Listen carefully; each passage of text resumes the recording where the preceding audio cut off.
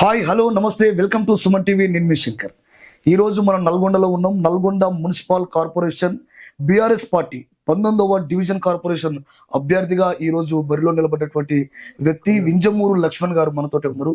ఒక్కసారి ఈ డివిజన్కి తను ఈరోజు బీఆర్ఎస్ పార్టీ నుంచి పోటీలో నిలబడ్డాడు కాబట్టి ఇంతకుముందు గతంలో తను చేసినటువంటి అభివృద్ధి కార్యక్రమాలు లేదా ముందు ఏమైనా ఈ డివిజన్కి సంబంధించినటువంటి సమస్యలు పూర్తి విషయాలు అన్ని అంశాలపైన పూర్తిగా మనతోటి ఫేస్ టు ఫేస్ ఒకసారి మాట్లాడే ప్రయత్నం చేద్దాం. అన్న నమస్తే. నమస్తే అన్న చెప్పండి, ఈరోజు 19వ డివిజన్కి కార్పొరేటర్గా మీరు బరిలో నిలబడ్డారు. అంటే బీఆర్ఎస్ పార్టీ బలపరిచిన అభ్యర్థిగా ఏంటి అసలు ఎందుకు మీరు పోటీలో నిలబడ్డారంటే ఏం చెప్తారు? ముందుగా సుమన్ టీవీ ప్రేక్షకులందరూ కూడా నమస్కారం అండి.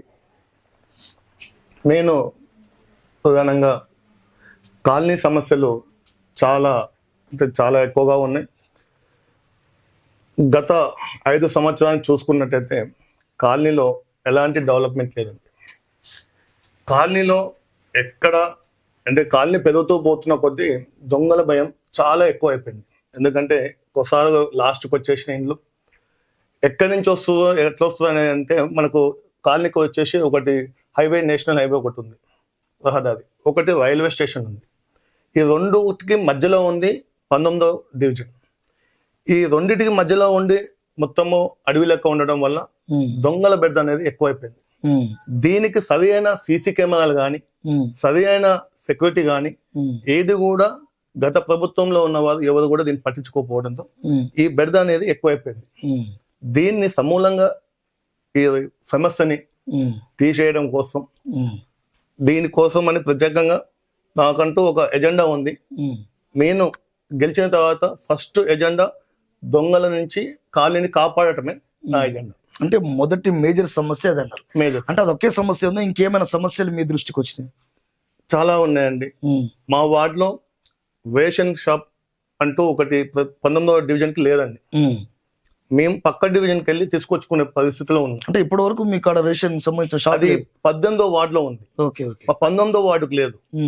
19వ వార్డులో ఉన్న ప్రజలు పొద్దున్న లేస్తే ఎవరి కార్యక్రమాలకు వాళ్ళు వెళ్ళటం, ఎవరి డ్యూటీల మీద వాళ్ళు వెళ్ళటం, ఈ విధంగా వాళ్ళ కార్యక్రమాలకు పోయి వచ్చి రేషన్ పోయాలంటే మళ్ళీ పక్క డివిజన్ 18వ వార్డుకు పోయి తెచ్చుకోవటం, ఇవన్నీ కూడా జనాలు చాలా ఇబ్బంది పడుతుంది. వారి కోసం అని చెప్పేసి రేపు మేము గెలిచినాక ఫస్ట్ రేషన్ షాప్ ఒకటి మా 19వ డివిజన్ లోనే ఏర్పాటు చేయాలనుకుని అది కూడా నా ఎజెండాలో ఉంది. ఓకే, అంటే సెక్యూరిటీ కోసం సీసీ కెమెరాలు, తర్వాత రేషన్ కార్డు సంబంధించినటువంటి సమస్య, అంటే ఇది మేజర్ సమస్యలు మీరు గుర్తించారు అంతేనా? అవునండి. ఓకే, ఇక్కడ మీరు రేపు గెలిచిన తర్వాత చేయబోయే సమస్యలు చెప్పారు. ఇప్పుడు రేపు గెలిచిన తర్వాత ఈ రెండింటి చేస్తారనే గ్యారంటీ మాకేంటి, ఏం ఫ్యూచర్ ఇస్తారు మీరు? నేను గెలిచిన తర్వాత 2 సంవత్సరాల్లో నేను చెప్పినట్టు చేయకపోతే మీరు ఏ దానికైనా సరే రాజీనామాకైనా సిద్ధం. ఇదే మాట మీద ఉంటారా? లక్ష్మణ్ మాటిస్తే దానికి వెనకపోవడం చెప్పేసి మా 19వ వార్డులో ఎవరిని అడిగి చెప్తారు.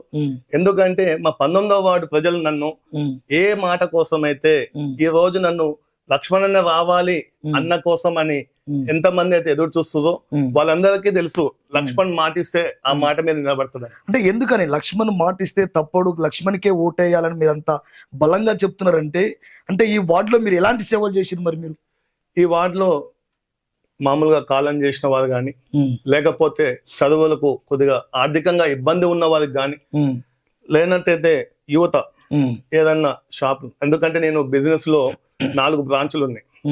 వారికి నాకు చాలా మా కాడ బిజినెస్ పరంగా కానీ ఏదైనా ఉన్న ఉపాధి కల్పించాలనే ఉద్దేశంతో ఇప్పుడు నా కాడ 35 మంది స్టాఫ్ ఏర్పాటు. అందులో ఇట్లా ఉపాధి పెంచడం కోసం ఏదైనా ఉంటే అలాంటి కార్యక్రమాలు చేస్తూ ఉంటాం. ఆ విధంగా ఉపాధి పెంచుతాం. కాలనీ డెవలప్ కోసం ఎవరైనా ఇట్లా చనిపోయిన వారికి కానీ లేని వారికి కానీ అలాంటి ఆర్థిక సహాయాలు చేస్తున్నాం కనుక లక్ష్మణ్ మీద మాటిస్తే తప్పడనేది. అంటే మీరు గతంలో ఆడపిల్లలకు ముగ్గుల పోటీలు కానీ, లేకపోతే క్రికెట్ కిట్ కానీ, హాకీ ఇట్లా ఉంటాయి కదా, అట్లాంటి కార్యక్రమం చేశానండి. మేము బ్యాడ్మింటన్ టోర్నమెంట్స్ ఏర్పాటు చేశాం, ముగ్గుల పోటీ ఏర్పాటు చేశాం. ముగ్గుల పోటీ ఏర్పాటు చేసి మహిళలకు చీరలు అలాంటి బహుమతులు, వాళ్ళ నైపుణ్యాన్ని గుర్తించి వారికంటూ ఒక బహుమతులు ఏర్పాటు చేసి ఓకే. వాళ్ళ అంటే వాళ్ళ ఆత్మవిశ్వాసాన్ని ప్రతిభని గుర్తించిన. గుర్తించి ఓకే. ఆత్మవిశ్వాసాన్ని పెంచే ఓకే. దానికి తోడ్పడ్డాం. ఉమ్, అలాంటి కార్యక్రమాలు ఉమ్, దేవుళ్ళకు వినాయక చవితి వచ్చిందంటే ఉమ్, మా వార్డులో ఉమ్, మీరు ఎక్కడ కనుక్కున్నా ఉమ్, ఎవరిని అడిగినా చెప్తారు. ఉమ్, మా కాడ 16 విగ్రహాలు ఉంటాయి. ఉమ్, 16 విగ్రహాలకు మేము ఉమ్. డొనేట్ చేస్తామండి వినాయకునికి. Wow, super. ప్రతి సంవత్సరం నాకు వినాయక చవితికి 10 నుంచి 11 లక్షల రూపాయలు ఖర్చు వస్తుంది. ప్రతి ఏటా ప్రతి ఏటా వస్తుంది. అంటే ఇంత అమౌంట్ ని ఎట్లా అంటే సంపాదన మీద ఎట్లా? నాది బిజినెస్ అండి. ఆ, నాకు 4 చికెన్ షాప్స్ ఉన్నాయి. ఉమ్, మళ్ళా రియల్ ఎస్టేట్ లో ఉన్నాను. ఉమ్, ఏదొచ్చినా గానీ ఉమ్, నా కాడ కలిగినంత ఉంది. దాంట్లో ఉన్న కాడికి నేను ప్రజలకు సేవ చేసుకుంటానికి ఉమ్, ముందు నుంచి కూడా నేను చేసుకుంటూ పోతున్నా. ఉమ్, గత 3-4 సంవత్సరాల నుంచి కూడా ఉమ్, ఇదే తరహాలో నడుస్తుంది. ఉమ్. కావాలంటే మీరు ఖాళీలో ఏ ఒక్కరిని అడిగినా చెప్తారు. Okay, okay. మీరు ఇప్పుడు అధికారంలో లేరు. గతంలో 10 సంవత్సరాలు మీరే అధికారంలోకి వచ్చారు, మీరు బీఆర్ఎస్ పార్టీ. కానీ ఈ రోజు అధికారంలో లేరు. రేపు గెలిచిన తర్వాత మీకు కావాల్సిన నిధులు కావాలి అంటే మీరు ఎలా సంపాదిస్తారు, ఎట్లా వస్తాయి? మీరు ఎలా ఈ డివిజన్ 19వ డివిజన్ ఎట్లా అభివృద్ధి చేస్తారు?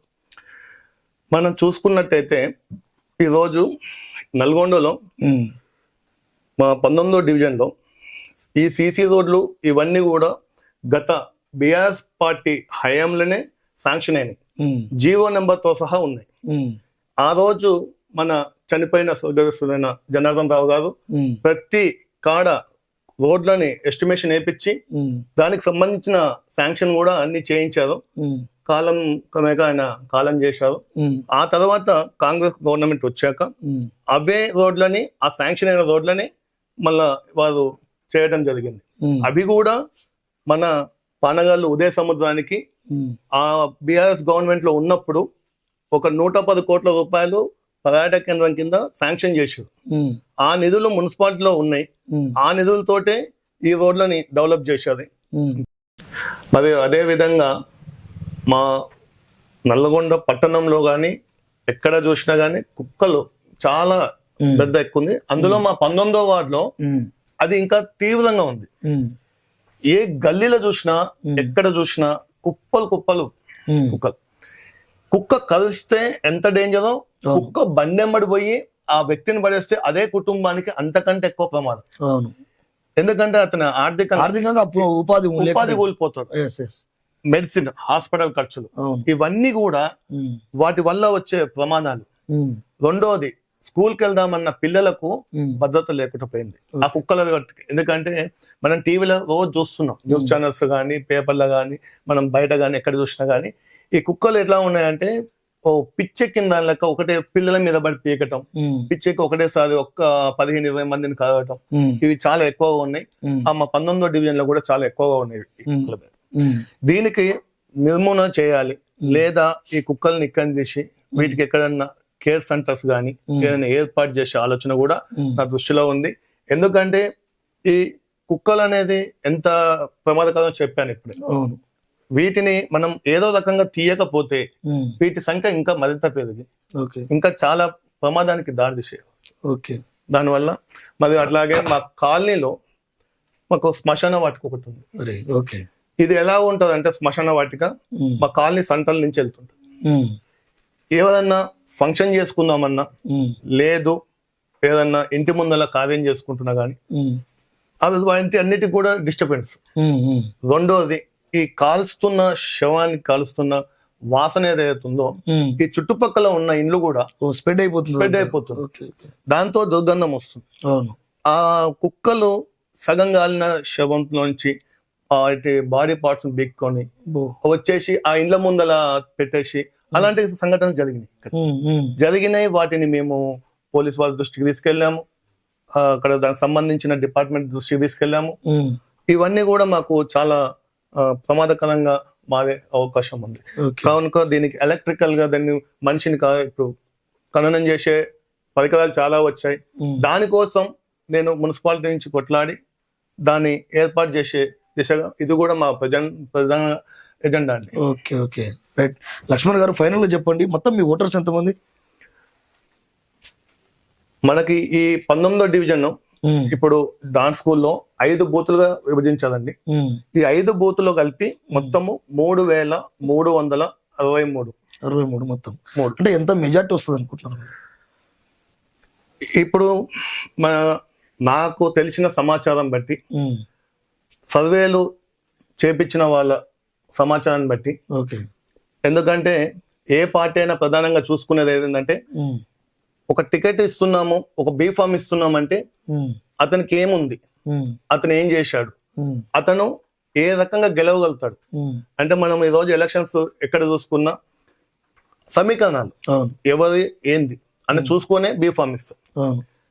అలా ఆ విధంగా సర్వే చేసినప్పుడు కానీ ప్రతి దాంట్లో కూడా నాకు 600 మెజార్టీ వస్తుందని చెప్పేసి సర్వేల దాని నుంచి తెలిసిన విషయం నాకు కూడా. మన కాంగ్రెస్ పార్టీ ఎన్ని హామీలు 6 హామీలు ఇచ్చింది. ఈ 6 హామీలలో ఏ ఒక్క అమలు కూడా కాలేదు, ఒకటి కూడా అమలు కాలేదు. ఫస్ట్ ఆఫ్ ఆల్ చెప్పుకున్నామంటే ఫస్ట్ ఫ్రీ బస్ అండి. ఈ ఫ్రీ బస్ అనేది జనాలకు ఫ్రీ బస్ అని చెప్పింది, లేడీస్ కి ఫ్రీ, జెంట్స్ కు వాళ్ళ ఛార్జ్ పెంచి రెట్టింపు చేసి వాళ్ళది కూడా మనతో కట్టిస్తుండు. పేదకే ఫ్రీ బస్, కానీ గవర్నమెంట్ ఒక చేత్తో ఇస్తుందని చెప్పేసి మన చేత్తో తీసేస్తాం. అంటే ఇప్పుడు మహిళలకు ఫ్రీ బస్ ఇవ్వద్దని చెప్తారా ఇప్పుడు మీరు? మహిళలకు ఫ్రీ బస్ ఇవ్వద్దంటలే, మరి ఫ్రీ బస్ ఇస్తూనే మన ఛార్జీలు పెంపు. ఇది అంటే ఫ్రీ బస్ ఇచ్చినప్పుడు సమానంగా అదే ఛార్జెస్ ఉండాలి కదా. ఇప్పుడు ఛార్జీలు పెంచేసారు, దాని మీద చెప్తున్నాను.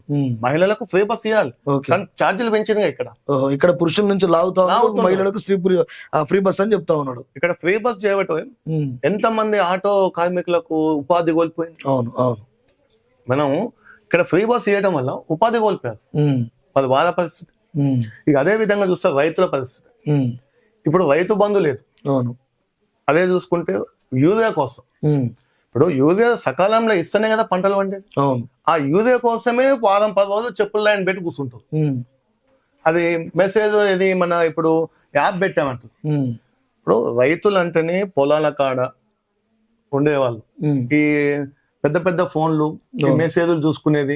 ఎందుకంటే రైతులు అంటేనే చదువురాని వాళ్ళకైతే వాస్తవానికి ఇబ్బంది, అవగాహన లేని వాళ్ళైతే ఉంటారు. సెల్ ఫోన్లలో ఈ యాప్ పెట్టి చూసుకోమంటే వాళ్ళకు తెలియక వాళ్ళు ఇబ్బందులు పడుతూ యూజ్ కూడా ఇవ్వలేని పరిస్థితిలో. అంటే ఆల్రెడీ రెండు బస్తాలు ఏదో మొదటి దఫాగా వస్తుంది, తర్వాత రెండో దఫాగా మళ్ళీ బస్తాలు వస్తాయి. ఎక్కడండి, ఒకసారి మనం గ్రామాలకు పోయి చూద్దాం ఎంత ఇబ్బంది పడ్డదో, రైతులను అడిగి తెలుసుకుందాం.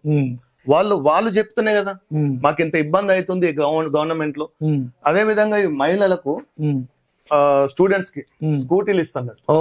ఎక్కడన్నా ఒక్క స్కూటీ గాని ఎక్కడన్నా ఇచ్చిన దాఖలాలు గాని ఉన్నాయి? పోనీ పింఛను 4,000 చేస్తాను, అయ్యిందా? ఇప్పటికి కేసీఆర్ గారు చేసిన పింఛన్లు 2,000 రూపాయలు, అవి కూడా సకాలమైన టైంలో ఇస్తలేడు. అవి కూడా సకాలమైన టైంలో ఇవ్వలేకపోతుంది గవర్నమెంట్. పోతే కళ్యాణ లక్ష్మి, ఆ కేసీఆర్ గారు అప్పుడు ఆడపిల్లలు ఉన్నారు, కళ్యాణ లక్ష్మి పెట్టారు. ఆ కళ్యాణ లక్ష్మి కూడా దానికి తగ్గట్టు 1,00,000 రూపాయలు తగ్గట్టు ఇంకా తులం బంగారం ఇస్తున్నాడు. ఈ 1,00,000 ఇస్తలేడు. ఇప్పుడు తులం బంగారం ఇప్పుడు ఎంత ఉందో తెలుసుగా, 1,00,000 దాటింది. అది కూడా లేదు. ఈ రకంగా చూసుకుంటూ పోతే 6 గ్యారంటీలు 0. గవర్నమెంట్ ఇప్పుడు ఉద్యోగస్తులకు టీఏడిఏలు ఇస్తలేదు, రిటైర్ అయిన వాళ్ళకు బెనిఫిట్స్ ఇస్తలేదు. ఈ రకంగా గవర్నమెంట్ ఏ ఒక్క పని కూడా సక్రమం చేయలేదు. అదే విధంగా నల్లగొండ పట్టణము, మా భూపాలన్న గారు, నల్లగొండ మాజీ శాసనసభ్యులు భూపాలన్న గారు డెవలప్ చేశారు. చూడడానికి ఎంత సుందరంగా ఉందండి. ఈరోజు మెయిన్ రోడ్ నుంచి అక్కడ దాకా స్ట్రైట్ విగ్రహాలు, బుద్ధుడు, అంబేద్కర్. నల్లగొండ పట్టణం మ్యాప్ తీసుకుంటే ఎలా ఉన్నది? ఈ రోజు టిఆర్ఎస్ గవర్నమెంట్ లో భూపాల్ రెడ్డి గారు దాన్ని అంత సుందరంగా చేశారు.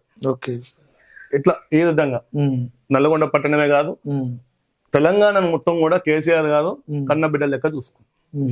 ఈ గవర్నమెంట్ ఇచ్చిన హామీలు చేయలేదు, ఏ ఒక్క పని కూడా నిర్వర్తించదు. ఇప్పుడు డెవలప్మెంట్ లో కూడా ఏం శూన్యం. నెక్స్ట్ వచ్చేది కూడా కేసీఆర్ గారు వస్తారు, తెలంగాణలో టిఆర్ఎస్ ప్రభుత్వమే వస్తుంది. అంటే టిఆర్ఎస్ ప్రభుత్వం వస్తుంది, ఖచ్చితంగా మీరు కార్పొరేట్ గా గెలిచి మీ అభివృద్ధిని చేస్తారంటారు? తప్పకుండా కూడా. పక్కా మీరు 600తో గెలవబోతున్నారు? పక్కా నమ్మకం ఉంది. Done, thank you, congratulation. నేను ఖచ్చితంగా గెలవాలని మేము కూడా సుమన్ టీవీ ద్వారా వేడుకుంటా ఉన్నాం. రెడీ, విన్నారు కదా? ఈ డివిజన్లో ఉన్నటువంటి సమస్యల్ని చాలా పెద్ద ఎత్తున గుర్తించడం కానీ గతంలో తను చేసినటువంటి ఆ సేవా కార్యక్రమాలు కూడా ఉన్నాయని చెప్పేసి లక్ష్మణ్ గారు చెప్పడం జరుగుతుంది. దాని ద్వారానే నేను ఖచ్చితంగా 500 నుంచి 600 మెజార్టీతో గెలవపోతాను. గెలిచిన తర్వాత మేజర్ సమస్యలన్నిటిని కూడా క్లియర్ చేస్తాను. ఒకవేళ నేను చేయకపోతే 2 సంవత్సరాల్లో నేను రెఫరెండానికి అంటే రాజీనామాకు కూడా నేను వస్తానని చెప్పేసి బలంగా గట్టిగా చెప్తున్నటువంటి బీఆర్ఎస్ పార్టీ బలపరిచినటువంటి అభ్యర్థి వింజమూరు లక్ష్మణ్ గారు చెప్పేటువంటి మాట. చూస్తూనే కెమెరామెన్ అంజిత్ శంకర్, నల్గొండ.